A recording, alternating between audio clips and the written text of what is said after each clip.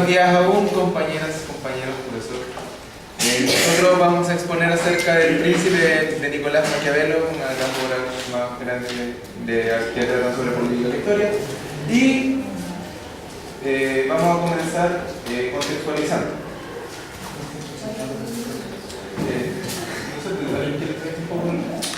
Esta parte que era de otra compañera que faltó. Bueno, político y escritor del Renacimiento, fuerte participación política durante la proclamación de la República en Florencia, autor de novelas, comedias y reflexiones políticas e históricas. El Príncipe es su obra más conocida. Describe las argucias y los métodos inmorales empleados por los gobernantes para obtener y conservar el poder. Nace en Florencia, Italia, el 3 de mayo de 1469. Entonces entendemos que Nicolás Maquiavelo nace en Italia, una Italia que estaba atacada, que estaba siendo gobernada por franceses y por españoles, y obviamente eso a él no le gustaba. Él quería que el poder volviera a la unificación de la Gran Italia.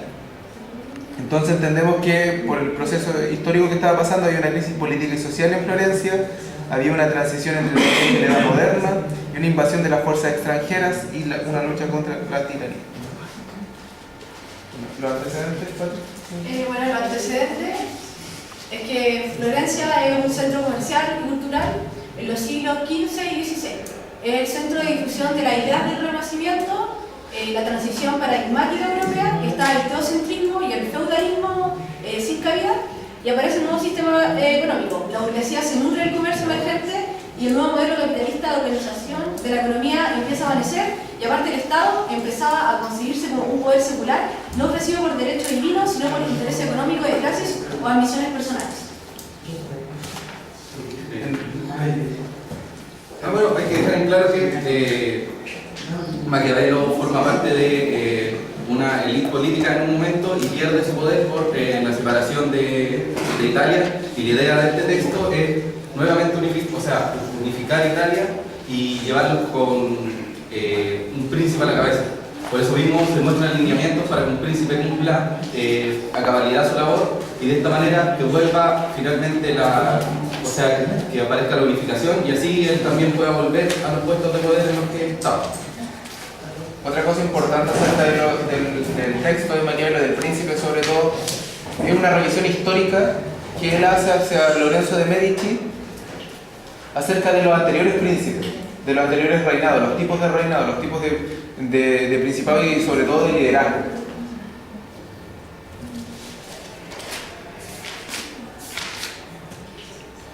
En los capítulos 1 y 2, en el primer capítulo habla sobre las dominaciones que se ejercen sobre los hombres en una soberanía que se llaman los principados.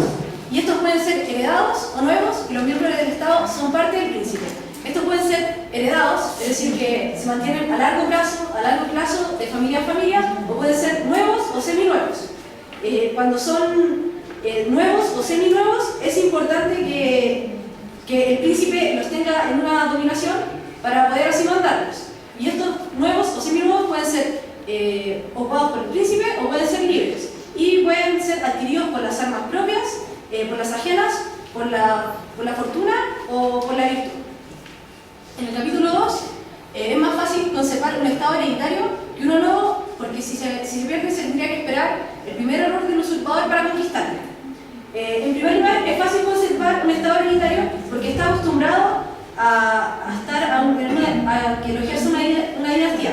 Solo basta no alterar el orden establecido por los príncipes anteriores y contemporizar después con los cambios que puedan producirse.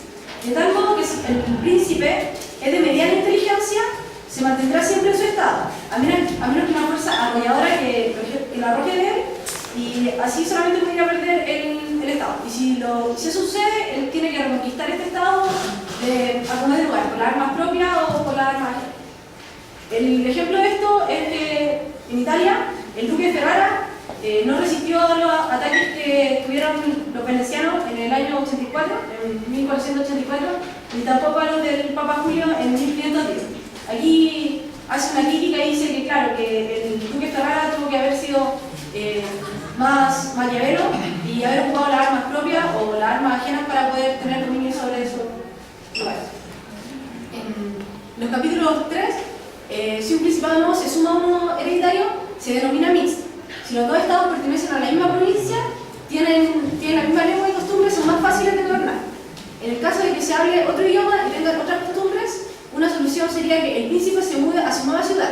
Así puede ver nacer los desórdenes y reprimir con prontitud, y nunca debe entrar en el estado alguien igual de poderoso que el príncipe, ya que los que no están satisfechos se lo unirán y se transformarán en enemigos. El príncipe debe ser el defensor de los menos poderosos y debe debilitar a los de mayor poder. Aquí trata sobre los principados mixtos. Dice que el principado mixto es aquel que no es enteramente nuevo y posee un miembro añadido a un príncipe antiguo ya poseído. Este se asemeja mucho a los principados nuevos y tienen técnicamente las mismas dificultades para conservar el poder. Luego, como vamos leyendo, se centra en lo más complejo, que es adquirir y mantener estos principados nuevos. Aquí dedica su atención a los principados mixtos, quien señala que para obtenerlos te sirves de la fortuna, de la virtud o de las fuerzas armadas, y que para asegurarlos tienen que tener dos cosas muy en claro. Uno es eliminar la línea de sucesión del antiguo príncipe, y lo otro, no alterar las leyes y tributos anteriores. Después destaca los 6 errores que cometió Luis XII, que no se tienen que hacer, que es anular a los estados más débiles, aumentar el poderío de otro que ya es fuerte, introducir un extranjero poderoso, no ir a vivir al nuevo territorio, no instalar colonias, y finalmente, como el error más lapidario que se puede hacer, es arrebatar las tierras y por ello humillar a todos los ciudadanos del gobierno. Y en el capítulo 4, aquí es por qué el reino de Darío ocupado por Alejandro no se sublevó contra los sucesores de este después de su muerte. Nos dicen que pueden existir dos formas de gobierno: mediante un príncipe que elige entre sus siervos y ministros que no ayudaran a gobernar, o príncipes asistidos por la nobleza. El primero, que es el príncipe que elige a sus siervos, resulta más difícil de conquistar, ya que no se contará con el apoyo de los ministros que son siervos, y de poder sobornarlos nadie los querrá obedecer por respeto al príncipe original. Y la otra dice que por el contrario los nobles pueden facilitar la conquista, pero será muy difícil mantenerla, y se deberá luchar contra los que le han ayudado y contra los que ha oprimido. Aquí se detallan las razones por las cuales el reino de Darío no pudo reconquistar lo perdido ante la muerte de Alejandro Magno. Y aquí tipifica dos modos de gobernar un principado. Como yo señalaba, los ministros que son elegidos por la decisión del mismo príncipe, o por varones que por su nobleza y herencia se han ganado ese puesto. Estos nobles tienen estados y súbditos propios que los van a reconocer por señores y los van a tener una natural inclinación, que van a estar más favorecidos con ellos. Mientras que los estados que eran gobernados por un príncipe asistido por siervos, el príncipe va a tener mayor autoridad, y así también él va a tener el control absoluto sobre los estados. Es decir, que a un príncipe le conviene él elegir a sus siervos para mantener control sobre el estado, en vez de que mediante la nobleza o la herencia sean escogidos sus propios siervos. Bueno, el capítulo 5 trata acerca de qué hacer cuando se conquista una república. Entonces, Maquiavelo da 3 opciones. La primera y la más importante, y la que él siempre va a subrayar, es arruinarlo. La otra opción es vivir en el lugar, y la última es dejarlos que sigan en sus leyes. Y para ejemplificar qué hacer cuando se conquista una república o un pueblo que está acostumbrado a vivir libre, él pone el ejemplo de espartanos y romanos en Grecia. Cuando los espartanos llegaron a Grecia, fallaron por la sencilla razón de que no los arruinaron y que simplemente los dejaron que siguieran en sus leyes. Y como estaban acostumbrados a ser libres y llegó un gobierno opresor, el gobierno de los espartanos, los atenienses, los griegos, el resto de Grecia, no dudaron en aliarse y en buscar las debilidades del gobierno espartano, y al final los derrocaron y cayeron. ¿Y qué hicieron los romanos? Los romanos primero los dejaron vivir en sus leyes, pero después empezaron, cuando se dieron cuenta que los griegos iban a hacer un revuelta y rebeliones, lo que hicieron fue arruinarlos, lo arrasaron, y no solamente y pusieron la mayor de las tiranías sobre ellos para que aceptaran las normas de los romanos, para conservar el poder del Estado. Él también recomienda vivir en el lugar por una sencilla razón, de que se impone la autoridad cuando se está allí, porque cuando por ejemplo, los romanos en una primera instancia dejaron vivir con sus leyes a los atenienses con su propia república, pero siempre tributando al Estado romano, y el gobernador de esa zona no vivía allá, empezaron a surgir los problemas, pero primero se fue a vivir en el lugar y después, cuando se dio cuenta que ya era demasiado grande el conflicto, ya decidió simplemente arrasar con él. El capítulo 6 habla de los reinos nuevos y los príncipes valerosos, porque hay formas de conseguir un reino nuevo para un príncipe. Entonces voy a rescatar un poco la cita de Maquiavelo. Dice: digo pues que los principados que son nuevos en un todo y cuyo príncipe por consiguiente es nuevo, hay más o menos dificultad en conservarlos según que el que los adquirió es más o menos valeroso. Aquí. Es una especie de meritocracia que hace Maquiavelo, pero con respecto a las habilidades para gobernar, para las habilidades para liderar, en cuanto un reino nuevo supone para el líder nuevos conflictos, porque en un reino heredado, como decía la Pati antes, es mucho más fácil porque simplemente tienes que hacer lo que hicieron otros. En cambio, para alguien que se enfrenta de nuevo a un reino nuevo, es mucho más complicado porque todo es nuevo, porque todos los conflictos que nacen no tienen una respuesta dada anteriormente. Y por eso aquí él habla de que los príncipes tienen que ser valerosos y tienen que ser, ¿cómo se llama? Tienen que ser hábiles, tienen que ser muy hábiles. Entonces dice, aquí cita un principio de meritocracia, porque en un reino nuevo no manda el que tiene más fondos, sino el que tenga más aptitudes para gobernar. Y aquí habla de todo lo contrario en el capítulo 7, acerca del reino nuevo pero conseguido por la riqueza. Cita del texto: por otra parte, los estados que se forman repentinamente son como todas aquellas producciones de la naturaleza que nacen con prontitud. No pueden ellos tener raíces ni las adherencias que les son necesarias para consolidarse. Los arruinará el primer choque de la adversidad. Lo que decía yo recién. El príncipe que llega a un principado nuevo, por ejemplo, por vigor y por habilidad, él va a saber controlar a sus súbditos. En cambio, alguien que llega por la riqueza no los va a poder comprar siempre. Y por eso las rebeliones se van a ir haciendo cada vez más frecuentes, y es muy probable que pierda el Estado nuevo, el príncipe que solo llegó allí por dinero. Y el capítulo 8 se trata acerca de llegar al poder a través de maldades. La matanza de sus conciudadanos, la traición de sus amigos, su absoluta falta de fe, de humanidad y religión son ciertamente medios con los que uno puede adquirir el imperio, pero no adquiere nunca con ellos ninguna gloria. Creo que esto dimana del buen o del mal uso que se hace de la crueldad. ¿Podemos llamar buen uso los actos de crueldad? Sí, sin embargo, es lícito hablar bien del mal, que se ejercen de una vez únicamente por la necesidad de proveer a su propia seguridad. Bueno, aquí empieza a hablar del centro, del principio de la obra de Maquiavelo, que tiene que ver acerca de la moralidad y el poder, en cuanto la moralidad no es justa, pero es justificable con tal de mantener el Estado, con tal de mantener el reino. Y las maldades, aquí se puede ver que tú puedes mantener el Estado a través de maldades, pero sin embargo no te puedes gloriar de ello. No se puede hablar de valor ético, de valor moral a la hora de conservar el Estado si es que lo hiciste a través de maldades. No importa qué tan eficaz haya sido. El capítulo 9 del Principado Civil.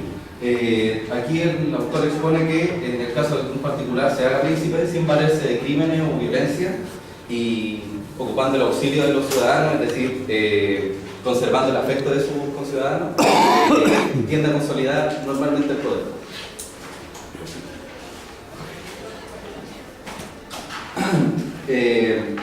El capítulo 10, en este capítulo trata la forma en que deben medirse las fuerzas de los principados. El autor presenta dos escenarios. El primero, donde el príncipe cuenta con la fuerza suficiente para gobernar por sí mismo, es decir, con la suficiente arma, dinero y el apoyo popular. Y el otro caso es cuando tiene que pedir auxilio a los demás porque él se ve obligado a encerrarse dentro de sus muros y resguardarse en el principado. De los principados eclesiásticos. Los principados eclesiásticos son aquellos que vienen con dificultades antes de poseerlos, pues se adquieren por valor o por suerte. Se conservan apoyados en antiguas instituciones religiosas y estas instituciones religiosas son potentes y de calidad. Estos son los únicos estados que no se defienden y no se gobiernan, por lo mismo son unos principados seguros y felices.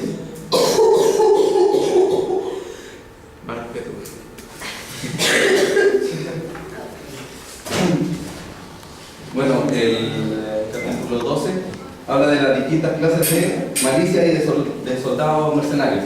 Aquí el problema, habla del problema de la seguridad y las armas, afirmando que un Estado solo es libre y seguro si dispone de un ejército propio, bien organizado sobre la base del reclutamiento ciudadano. O sea que finalmente la gente que va a combatir es la misma gente que del mismo principado. De igual forma expone que el príncipe no debe tener otro objetivo, otro pensamiento, ni cultivar otro arte más que el de el orden y la disciplina de los ejércitos.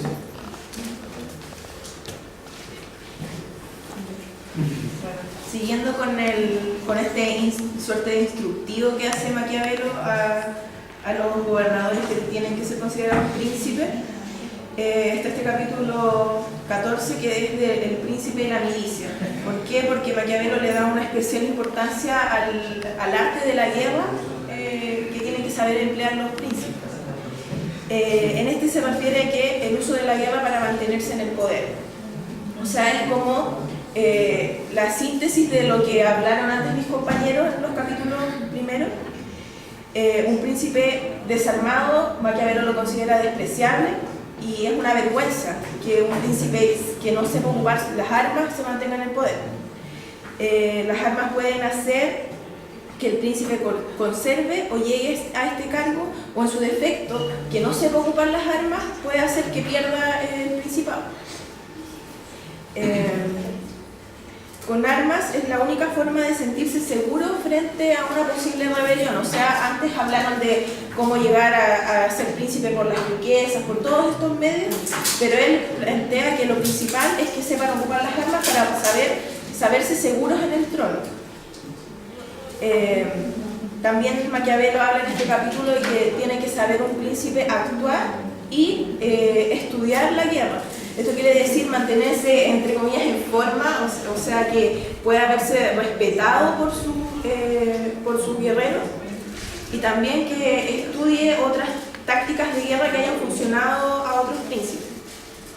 Y en tiempos de paz nunca debe permanecer pasivo. Esto quiere decir que siempre tiene que estar preparado ante una posible rebelión o un ataque externo. En el capítulo 15, el príncipe y la alabanza o censura de cómo debe ser un príncipe con sus súbditos. Aquí habla de cómo debe tratar a sus súbditos un príncipe. Plantea que no hay que ser bueno. Esto quiere decir no dejarse pasar a llevar o solo ser bueno o parecer bueno cuando sea necesario, porque Maquiavelo también hace este alcance entre las dos dimensiones del ser y parecer. No ser bueno, pero parecerlo. Y también habla de que está bien ser tacaño como medida de no ser blando. Esto lo plantea Maquiavelo en cuanto a las riquezas de un príncipe. Evitar las prácticas que lo hagan ver blando, aquí está, y cualidades que lo puedan avergonzar. Estas cualidades son bastante cómicas, porque todo lo que uno pudiese encontrar positivo en un mandatario, él lo encuentra totalmente despreciable. Por ejemplo, un mandatario no puede verse débil en ninguna forma. Esto quiere decir que tiene que ser dictatorial. bajo esta misma lógica, jamás puede verse indeciso ante algo, o sea, no debe consultar y, por supuesto, no debe verse jamás como un traidor.